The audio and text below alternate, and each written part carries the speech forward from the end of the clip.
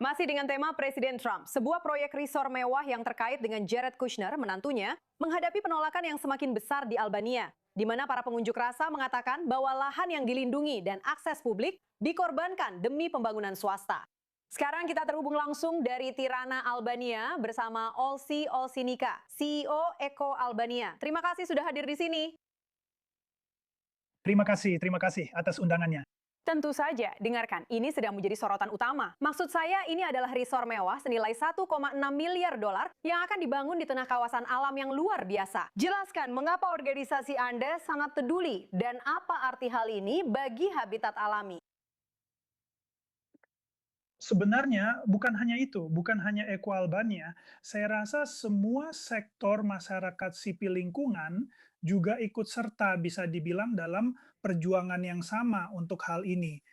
Karena wilayah yang kita bicarakan ini sebenarnya adalah salah satu delta sungai dan muara terakhir yang masih alami di bisa dibilang seluruh kawasan Mediterania. Dan wilayah ini memiliki keharmonisan hidup dari semua kategori kawasan lindung, meskipun secara keseluruhan masuk kategori 5, yaitu lanskap yang dilindungi. Tapi wilayah ini memiliki banyak nilai lain dan keanekaragaman hayati. Hanya untuk memberitahu Anda bahwa tepat di tengah wilayah ini mengalir Taman Nasional Sungai Liar pertama di Eropa, yaitu Sungai Diosa.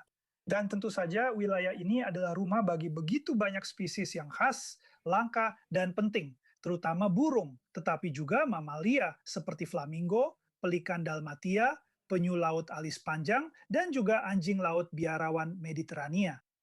Jadi seperti yang Anda katakan, ini adalah salah satu dari, maksud saya, kita sedang menghadapi krisis global antara pemanasan global dan dunia yang pada dasarnya mulai mengering. Apa konsekuensinya meskipun itu tidak akan menghancurkan habitat dan semua hewan ini akan mati atau terusir? Tapi apa sebenarnya? Apa dampaknya secara keseluruhan seperti yang Anda katakan terhadap harmoni, hidup berdampingan, dan sintesis Anda tahu yang dihasilkan dari adanya tempat-tempat seperti ini di planet bumi?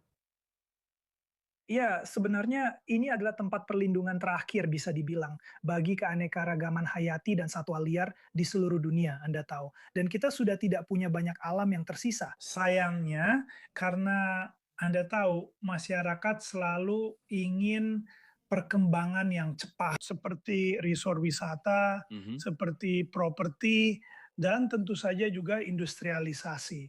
Dan hanya sedikit sekali bagian alam yang tersisa yang menjadi tempat keanekaragaman hayati yang memiliki nilai konservasi alam. Dan ini sebenarnya satu-satunya cara yang wajar untuk melestarikan alam di habitat aslinya. Dan ini adalah kawasan yang dilindungi. Dan itulah mengapa kawasan ini ada. Karena sebenarnya kawasan ini bukan hanya milik kita saja atau bahkan bukan milik kita sama sekali. Karena kawasan ini milik generasi mendatang. Dan inilah menurut saya satu-satunya tempat di mana alam bisa mengekspresikan dirinya sendiri dan bahkan bisa menopang umat manusia. Ya, tapi mari kita bicara tentang potensi keuntungannya. Maksud saya, Albania adalah negara kecil, seperti yang kita semua tahu. Jadi, apakah jenis pembangunan dan investasi seperti ini bisa baik untuk ekonomi, lapangan kerja, dan sebagainya? Maksud saya, apakah ada sisi positifnya? Sebenarnya, hanya untuk memperjelas satu hal sejak awal, tentu saja kami sebagai Eko Albania tidak pernah menentang bentuk pembangunan apapun. Dan saya rasa rekan-rekan lainnya juga demikian. Tapi ketika berbicara tentang jenis pembangunan seperti ini yang dianggap terjadi di dalam jaringan kawasan lindung, tentu saja tidak ada aturannya. Harus ada garis merah antara apa yang bisa kita lestarikan dan apa yang bisa kita wariskan kepada generasi mendatang. Tapi untuk memberi Anda satu angka yang sangat penting, 1/5 dari wilayah Albania adalah kawasan lindung. Jadi 80% sisanya berarti terbuka untuk segala jenis pembangunan, tentu saja dengan menghormati lingkungan, katakanlah hukum lingkungan, dan tentu saja karakteristik lingkungan. Jadi singkat cerita, dan argumen saya adalah bahwa kami tidak menentang jenis pembangunannya, tetapi kami menentang lokasi di mana pembangunan itu direncanakan akan dilakukan. Apakah ada tempat atau mungkin ukuran yang lebih kecil yang bisa dibangun tanpa terlalu mempengaruhi habitat? Ya, tentu saja ini adalah masalah perencanaan kota yang sangat hati-hati tentang bagaimana, di mana, dan kapan.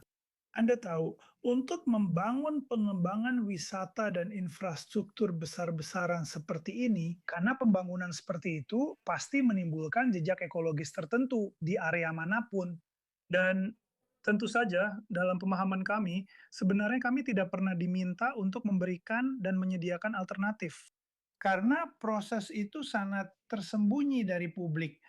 Sampai protes dimulai di lokasi awalnya, lalu berpindah ke Tirana. Tapi saya cukup yakin bahwa pasti ada area di mana pengembangan seperti itu bisa dilakukan. Anda tahu, 80% wilayah negara ini sangat tersedia untuk proyek semacam itu. Baiklah, terima kasih banyak Olsi Osinika, sangat dihargai.